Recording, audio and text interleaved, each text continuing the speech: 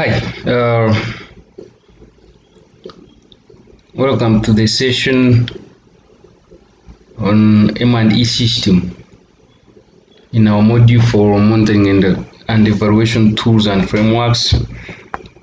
So the objective of this session is to explore organization of M&E systems or structures or arrangements, if you may. So we'll just take a look at how systems could be arranged and some of the key issues to consider when structuring or organizing the operationalization of the M&E systems. And of course also take a look at roles of different actors on the supply and demand of the M&E information, of which the M&E information is guided and derived from the tools and frameworks for M&E. So we are saying that formulation and operationalization of M&E tools and frameworks entirely depend on how M&E systems or arrangements or structures are created and operated. So because at the end of the day, the whole M&E system is looking at how information regarding progress or effectiveness or efficiency of the intervention is flowing, and that information is generated using the tools and frameworks. Okay, so the entire system depends on the tools and frameworks and how they work. If the tools and frameworks have been designed poorly, then the system would also get information or supply information that is not of the best value.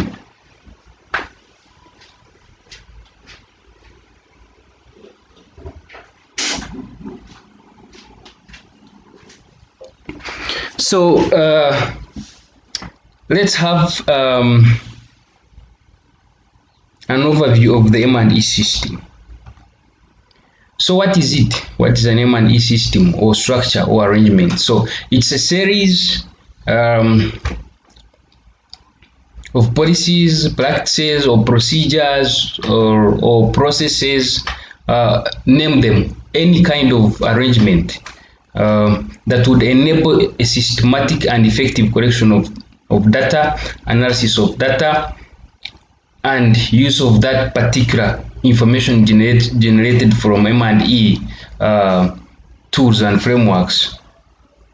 Okay, so that's the entire system. So think of anything to do with monitoring and evaluation in your organization or in your agency, anything to do with M&E, that is a system that we're talking about. Okay, so that kind of organization of M&E arrangement focus on tracking intervention progress. So think about, again, rethink the definition of monitoring and evaluation, where you have on the side of monitoring, ongoing tracking or ongoing assessment of progress, and then on the side of evaluation, periodic assessment. So all those tools, all that process of organizing anything to do with correction and analyzing and dissemination of information for ongoing progress or periodic progress assessment, that has to do with M&E system. Okay, so the system has to do with results management in relation to all responsible actors, on one hand the supply side, and on the other hand the demand side of the information. So basically that supply and demand, again, I'll keep recording this because that's the gist of this module, depends on tools and frameworks and how they have been arranged to make sure that that particular data is collected, analyzed, and disseminated. So it covers M&E information before, during, and after intervention. So defining, that has to do with defining, selecting, correcting, analyzing, and dissemination of that M&E information. And it can, of course, happen at different levels with different interventions. So different development interventions have different M&E system organizations or arrangements. That you should know that whatever, even if the agency has different departments or different arrangements, or a unified M&E system, somewhere somehow, or there are issues that differ. So the way Ministry of Health might do its monitoring and evaluation or arrangements might slightly differ from how Ministry of Education does its own, or Ministry of Works. So different interventions have different M&E systems and arrangements. Also, again, at higher level, at national system, the national system, M&E systems are different from project specific system. So that's why I'm cautioning you that you should know that we move from simple to more complex system depending on whether we are moving from projects towards programs at local or national level. Remember when we were defining programs and projects. So you'll find that a program has a more complex M&E system compared to M&E for a specific project, even if it is under that particular program. So some of the M&E system elements that you might look at include the purpose of monitoring and evaluation for a particular agency. The governing principles have to do with issues of coordination, power or resource allocation.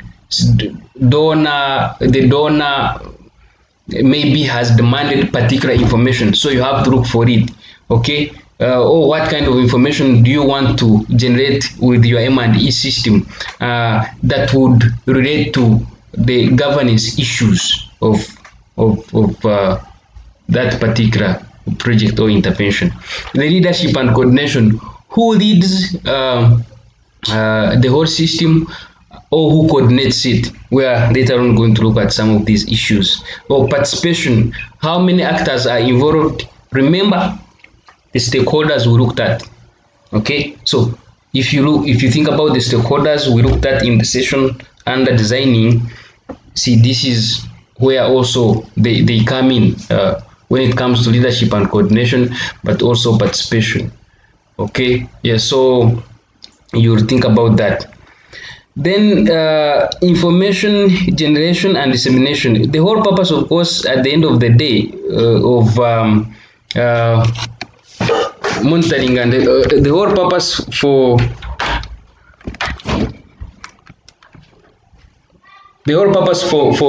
monitoring and evaluation system is that at the end of the day we create information that would be later on analyzed and disseminated so that it can be benefit for everyone.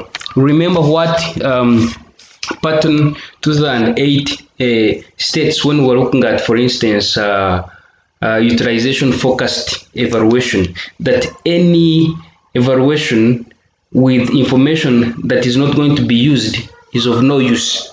Okay, so at the end of the day, who is going to receive the information and how is it going to get there? So those feedback loopholes and those feedback loops, and then most importantly within the M&E system, there is the issue of demand and supply of that particular information.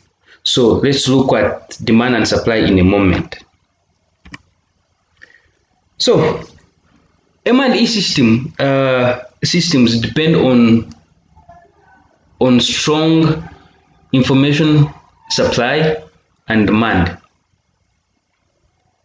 If one of these sides is not well organized, then there could be a problem. Okay, as we shall see some of these supply. So what is supply and demand side? So the supply side is concerned with the range of systematic or institutional aspects such as data collection, sequencing, leadership or coordination or regulation or oversight.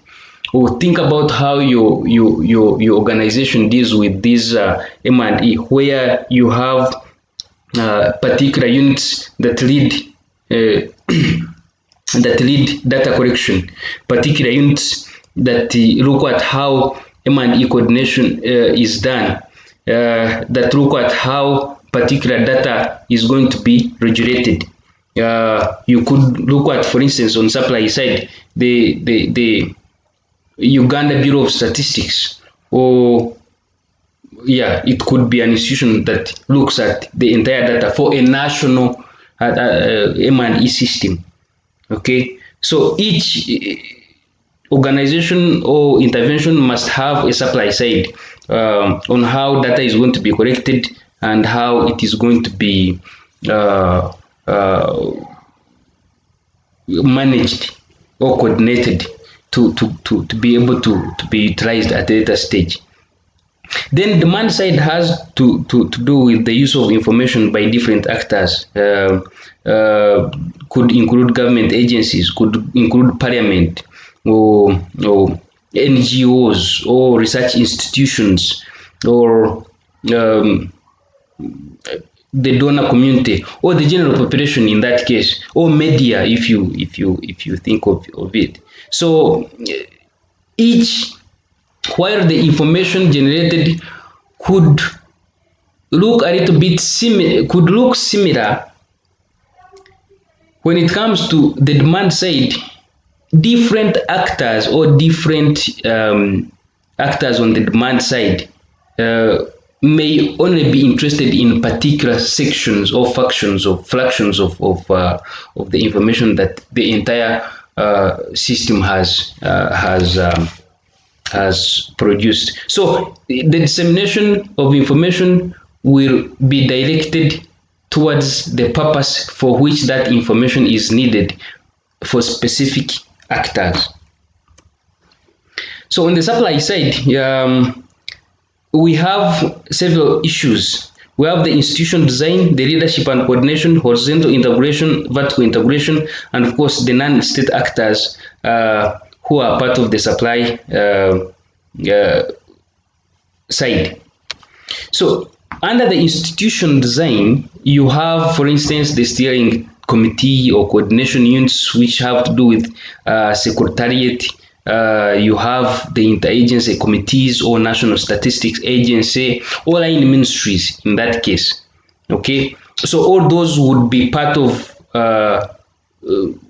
actors or within the institution who are supposed to provide particular or generate particular data that would later be required for use. Then when it comes to leadership and coordination, each actor within the supply side has particular mandates, mandate on how they should act or conduct themselves, or participate within the M&E system to be able to supply the information. Okay, so you'll have, for instance, the parliament demanding some information on how particular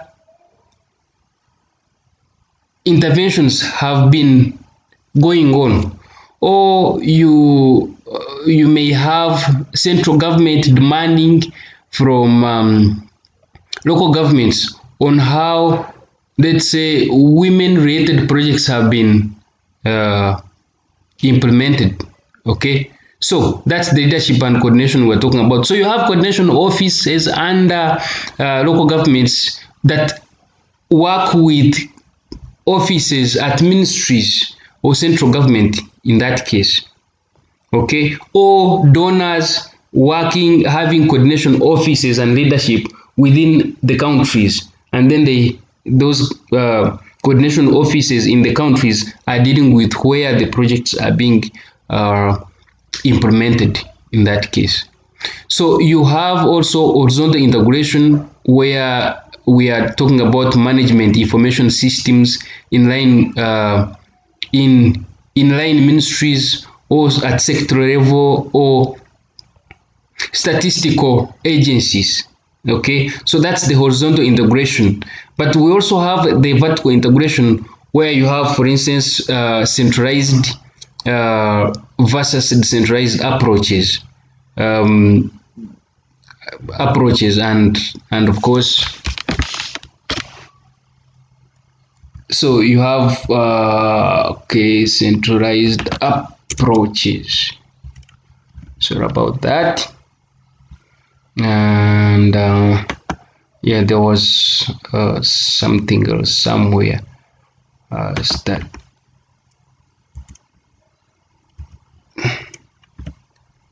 Statistical. Okay, so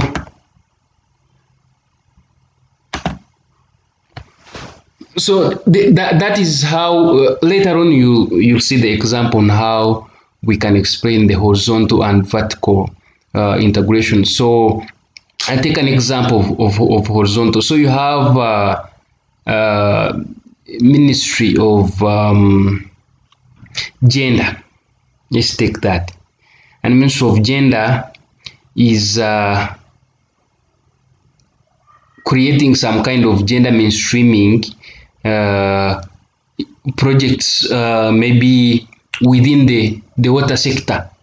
Okay, so in that case, at the ministry level, you have offices that are managing information regarding that. Now, when it comes to vertical, the ministry can be required to take information to the executive or parliament or local government. So that is vertical, because it is vertical because the powers related to management of the information flow are not at the same level. But on the other hand, it is horizontal because the information management is working within the same level at the ministry. Okay, that is what I mean. And then also, of course, on the supply side, you have non-state actors who are working as suppliers of of the the M&E information. Okay, so a good example could be consultants. Okay, you have a project and you have hired consultants to provide that particular information to you, and then you can use it to disseminate it for the demand side.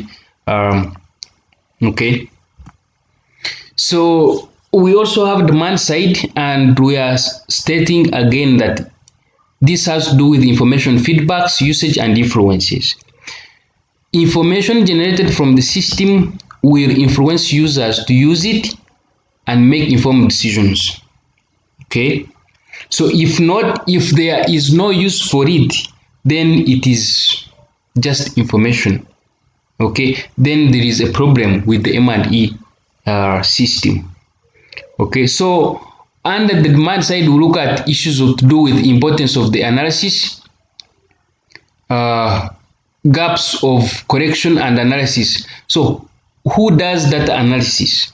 Is it the central agency? Is it the line ministries? Is there a particular unit that has been formed within a particular program or project to make data analysis? Then if data has been analyzed, how does it how is it how is it how will it be disseminated, and for whom and for what purpose in that case, and then when, of course. So different information outputs for different recipients. So for instance, it could be beneficiaries or the general public, you have the government agencies, or you have media, or you have donors, or you have NGOs. All those are recipients of the information. So on the demand side. And then we also look at the integration, the linkages between actors and flow of information feedbacks. So we look at roles and relationships of each. Um, does Ministry of Health have any coordination with health center 3s regarding control of a particular disease, or there is no link? Okay, so those are the linkages we are talking about. Okay, does Ministry of Health have any linkage regarding data flow? Take an example of the current pandemic of COVID. Does it have any linkage with the ministry to coordinate the flow of information between how the situation is going in Uganda or in any other African country with in relation to what the World Health Organization is requiring? So those are the linkages we are looking at and the relationships. And then, of course, on the demand side, you also have the state actors as non-state actors as part of the demand side. I already talked about some of them who are here, the beneficiaries, the public, and the rest. Okay. So some issues to be concerned about. One of them is participation of non-state actors on both supply and the demand side. So who gets to participate in supplying information and who gets to participate in demanding the information? Okay, even if the NGO is not directly involved in the activities of Ministry of Gender, NGOs that are working on issues of maybe violence against women or GBV would still need to work with Ministry, would still want some information from the Ministry of Gender or some information from UBOS or Uganda Bureau of Statistics regarding the national census, or any data regarding gender issues. Okay, so that's what I'm talking about: participation of non-state actors in both supply and demand side. Okay, but the NGOs, such NGOs can also participate in collecting data that would later be supplied to the responsible agencies on the supply side, so that that data can be used and disseminated for other purposes. Then we have issues of donor interests and alignments. So the donor could be interested in a specific kind of data, okay, and or the alignment could be related to one of the issues within the entire ministry, so not to be dealing with the entire kind of information that is generated by the ministry. So you have to think of such issues, where what does the donor want, or what is the donor interested in and why, so that you can be able to deal with that. And of course, at the end of the day, there are also issues of power relations on and between supply and demand sides. Each actor has their own interests, and that has an impact on the M&E system. Remember when we talked about, again, stakeholders, and you looked at issues of interest. One of the issues that we do analyze during stakeholder analysis is interactions and relations, but also motivation or interests. So in that case, they also follow you during M&E system. So the donor, if the donor is giving you money, then they have an upper hand of demanding whatever kind of information of M&E they want. Okay, so those are the issues. So let's take a look at the organization of M&E system. Okay, so Valdez and Bamberger 1994 give us some of typical options on how M&E systems can be organized at different levels. And of course, the different levels have different ways of organizing. The different levels may include national systems, sub-national system, or which could be at ministries or sectors, or it could be organizational systems within an organization or agency, or it could be at project or the intervention itself. Those are all different kind of levels, and they have different ways of arranging the systems. So let's look at the key issues to consider when organizing an M&E system. So one of the key questions that you could ask yourself are, should M&E be conducted concurrently or separately? Concurrently in a way that while you are operating, you should also be doing M&E, or could it be done at a later stage? Should special M&E units be created, or M&E can be done by existing management divisions? So you have had, for instance, you have had new projects that come up in your organizations or agencies, and one of the key issues is that you need to establish an M&E information flow. So one of the key questions that sometimes the management would ask themselves, or the actors in that particular intervention, is whether we should rely on the existing M&E system within the organization, or we create a new special M&E unit for that specific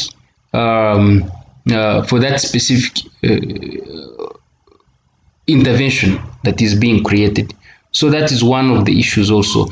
Another one is, should M&E be in-house or subcontract? Should we get consultancies to do M&E for us, or we do it within the agency?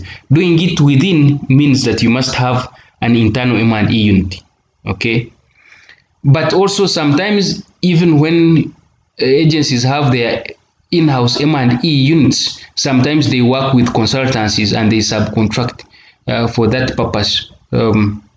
It could be because there are resources, or it could be, we talked about the power relations. It could be that maybe the donor has their own subcontracted agencies that do their own M&E. So if they fund your project, they will also tell you, okay, use our own. We want our independent M&E unit to work on that. Then also, to whom can the reporting be? So the M&E units definitely have to report to someone. So that is one of the issues that can be asked. So who can we report to? Sometimes you have M&E units that are in-house that would be reporting directly to managing director or the manager in that line ministries, or director, or the minister. The minister, him or herself. But after, when a new intervention has been created, there could be issues to do with powers, and then they say, okay, maybe for this particular intervention, the M&E unit should report to maybe the direct managing officer or not. Okay.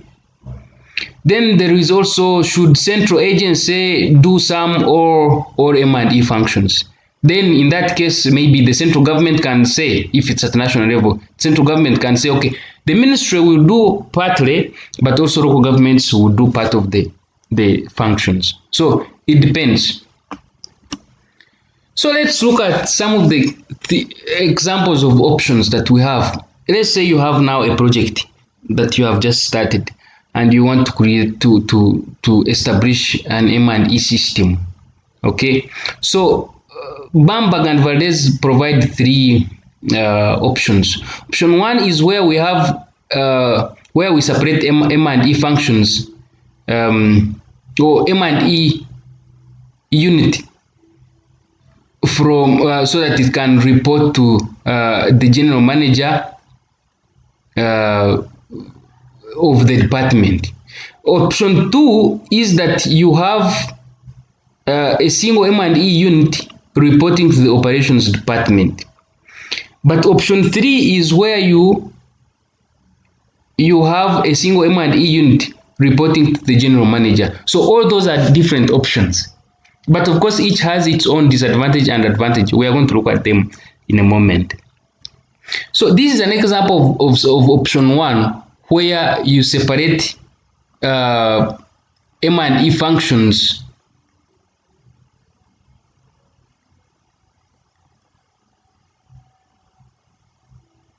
reporting directly to general manager, monitoring and evaluation unit, but also of course reporting to M&E, to the operations department. Okay, so here it is. So you have M&E is separate from the evaluation unit. Okay, so this is option 1. So you have your steering committee here, you have your general manager here, and then you have so this is horizontally M&E, monitoring unit and evaluation unit are horizontally separate.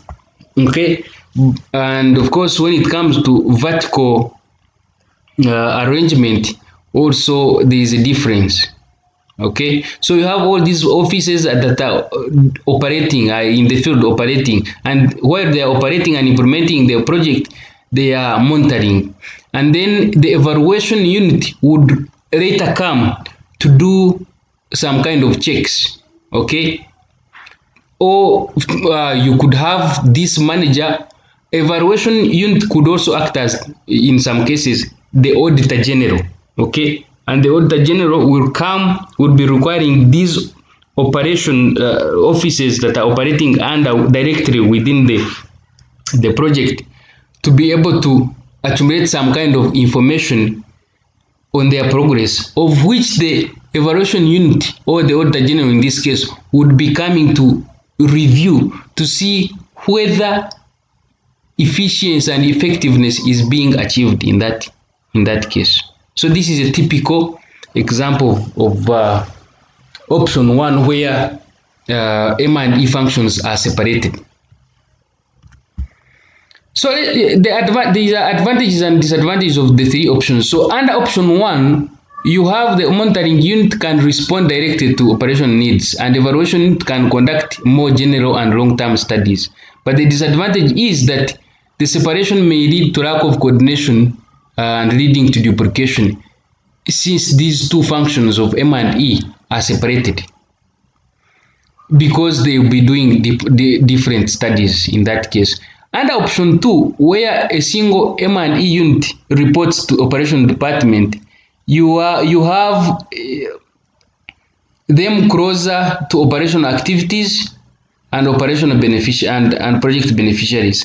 But it is easier to identify operational studies, and it ensures rapid feedback to those in need of the M&E. So we are talking about the demand side there, or the demand function or role. The disadvantage here is that the choice of studies may be determined by the interests of the department, not other actors within the organization. And it is also difficult to examine broader issues affecting other departments or issues influencing the general policy, since we are only looking at the operation department here. In option 3, where a single unit reports to the general manager, there is permission to conduct general studies of the project efficiency and impact. But it's also easy to and it is also there is easy and direct access of M&E unit to senior management, which is different under here, under operations and under these separations, because there the management wouldn't be easily knowing what is happening. Okay, but if the M&E unit is reporting directly to the general manager or the minister in that case, if the project is under a ministry, then it is easier for the minister to know what is happening with the project. But the disadvantage for option 3 is that studies may become too remote from the operating divisions. So something to note is that there is no ideal M&E organizational structure, but some issues have to be considered when taking a decision to arrange one. So, one of the issues is the size of the organization, because it determines the distance between management levels. Okay. Two is the internal dynamics. How are the power relations, and how is coordination done within the organization or agency? And number three is the level of professional expertise, because that professionalism determines whether the unit should be autonomous or semi-autonomous. If the professional expertise or capacity is very high, then the unit can be left to operate alone. But if it's not, then it can be quasi-autonomous or semi-autonomous, so that they have some oversight to make sure that things are done as they are supposed to be done. So we've looked at the organizational M&E at project level or international or interventional level. But when it comes to the national level, some things are quite different, because you have now many actors and many horizontal and vertical layers of the system. Okay, so organization at national level depends on the degree of centralization. Okay, so central M&E agency reports to the legislative or executive branches of government. Okay, so and these must have, we ask ourselves, who then should have access to M&E results? Okay, is it at central? Is it at local government? Is it sectoral? Where? So all that has to do with the designing of M&E and operationalization in a way that it has to benefit everyone within the national M&E system. Three main levels, okay? So we can classify them vertically to see that some issues are considered. So three main levels. So you have monitoring is only conducted at the project. Remember, these are also related to the levels, for instance, that we just looked at under project options. Okay, or you have monitoring and evaluation that is conducted both at project and the sectoral or ministry or agency level. But we could also have monitoring and evaluation coordinated through the central M&E agency.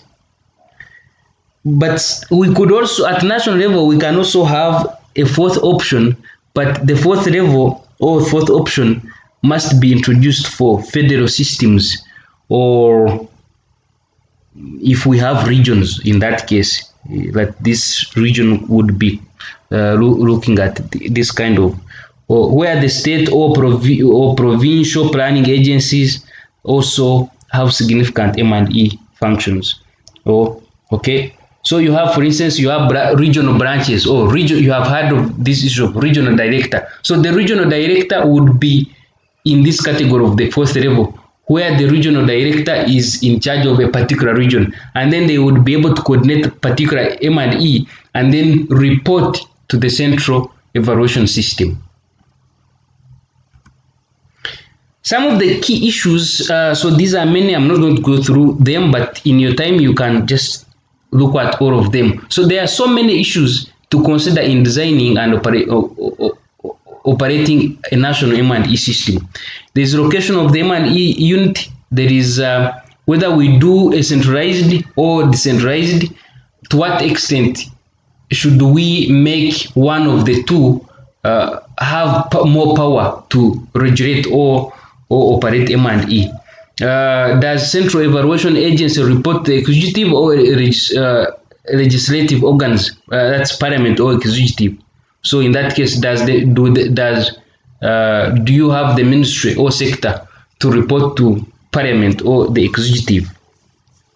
Uh, how accessible are the findings? Principal actors at all levels, who are they? Information needs of donors, how can it be standardized for uniformity, or each donor in that case has their own? Because you have interventions where you have different kinds of donors, and each donor could come with their terms and conditions that must apply in the M&E system that you are having.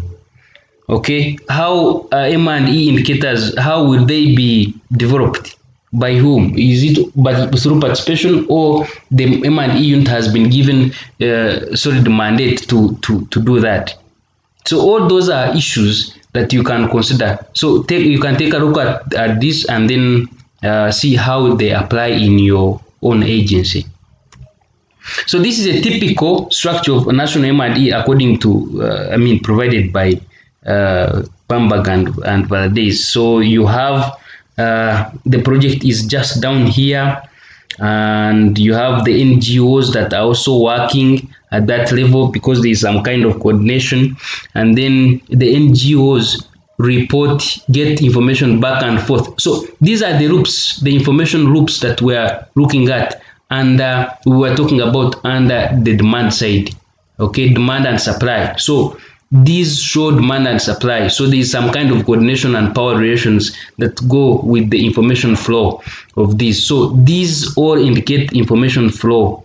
So for instance, you have local NGOs here working at the projects that are within the communities, but they keep reporting to national NGOs and relating to them, because there is some kind of power relations or coordination or resource arrangements between national NGOs and those that are operating at local level offices. But also when it comes, you have, for instance, state ministries or state administrative ministries that work with the general administrative ministries. Okay.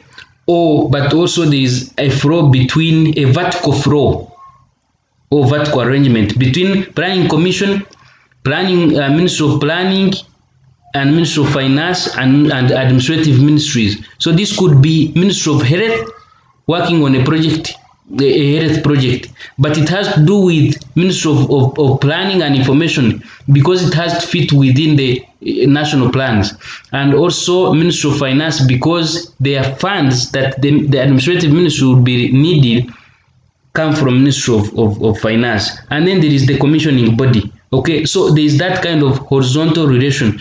But then we also have the vertical levels. So donor agencies are above here because they provide a lot of funding.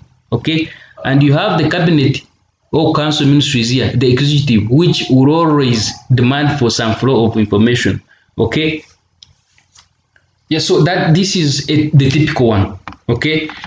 Another example this is a conceptualized one. I conceptualized this from the Mozambique's poverty reduction strategy. Of course, you know, when the poverty reduction strategy started, the donors or funders were all demanding that each national strategy has to come with the M&E or see how data will be flowing. So I conceptualize this structure from the description of M&E structure for the poverty reduction strategy for Mozambique. So you can see at the district level, you have local government consultation institutions and community participation. And then you have the provincial level. So this is the vertical flow. Okay. And so this is the vertical flow. And then you have the horizontal flows. You have the horizontal flow here, you have the horizontal flow here, you have the horizontal flow. So these are demarcations of the horizontal flows. Okay.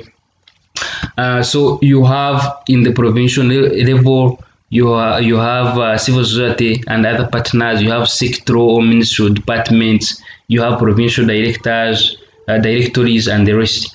And then you have the central level, which is beyond above, where you have national statistics and technical secretariats, Ministry of Planning and Development, National Central Poverty Observatory, and you have Ministry of Finance, and then donors are above here because they are the big bosses. They always have money, have resources, they are demanding for what is happening and the rest.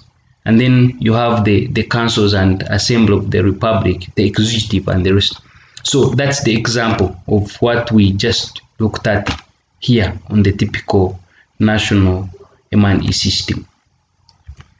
So roles of different different actors have different roles. Okay, yeah. So the different responsibilities under supply and demand side determine different roles. So you have the state, which involves government agencies both at central and local. You have donors, you have civil society organizations, you have consultants, the agencies, you have the general public, the communities themselves. But also you could have yeah, sorry about this. This is part of the okay.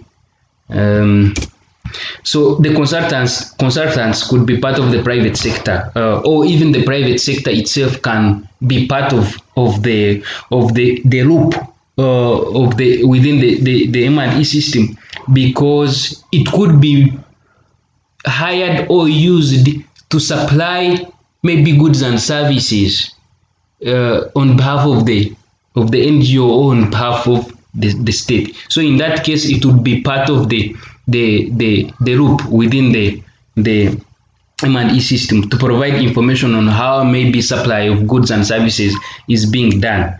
Okay. So each has its disadvantage and disadvantages. I mean advantages and disadvantages. So you can read through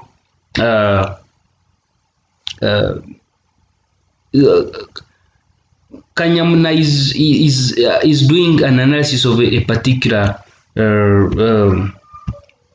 is doing an assessment of the demand side of the monitoring and evaluation system of health sector in Zambia, and she gives they, I mean, I don't know if it's a she. They give the authors give some example of how of the roles of different actors.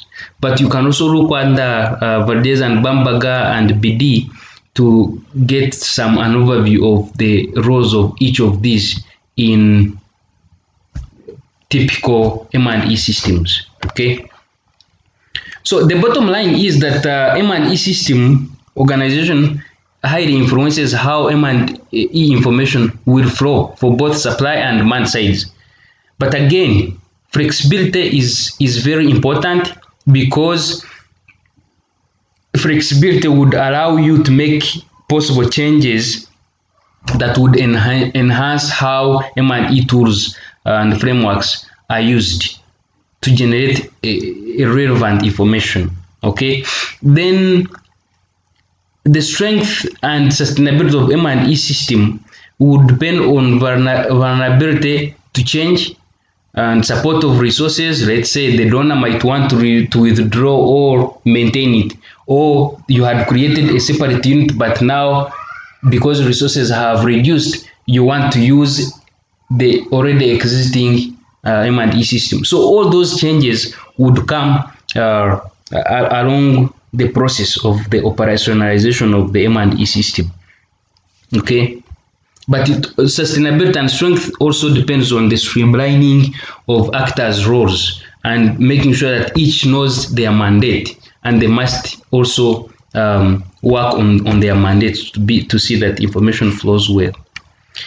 Bottom line is that performance of M&E system also, of course, depends on power relations, administrative and political culture, and of course capacity. Power relation could be, of course, we know that the three arms of government have more power. Centralized government, I mean, judiciary, the parliament, and the executive have more power. So if they make a demand for a particular set of information, then it has to be provided by the suppliers. Power relation in terms of donor versus the national or the national system. If the donors say, okay, we are giving you money, that money comes with some level of power that has to be applied within the flow of the information within the system. Administrative and political culture also matters. Take an example, if you look at the culture of most of our African countries, a lot of corruption. Okay, so corruption, that is part of the culture that I'm talking about. Or political culture could be dictatorial or democratic in terms of making decisions on how the information would flow or not. Capacity has to do with the skills and professionalism that is within the monitoring and evaluation unit, in terms of how that is applied. Definitely, politics cannot miss, because within the M&E system, decisions are taking place at all level, whether or all levels, whether horizontal or vertical, or from central to local government, or within the ministries, or within the local governments themselves. Politics is at play. Remember, interests, motivations, and alignments. Okay, we talked about that already. So that is what is all about M&E system. The one might ask, okay, why are we talking about M&E system? Yes, because the tools and frameworks for M&E are the ones that keep the M&E system flowing. Without the tools and frameworks, there is no information that would be generated in that case. Okay, so the M&E system makes sure that all those arrangements for operationalization of the tools and frameworks is achieved. Okay, that is the importance of the M&E system. Okay, without M&E system, tools and frameworks might not be, could not work well, or the information provided by tools and frameworks might not be coordinated well, put to use the information that would be generated otherwise. Okay, so that's it for this session. Okay, this topic session. So these are some of the resources that you could use you for your own extra reading. Thank you.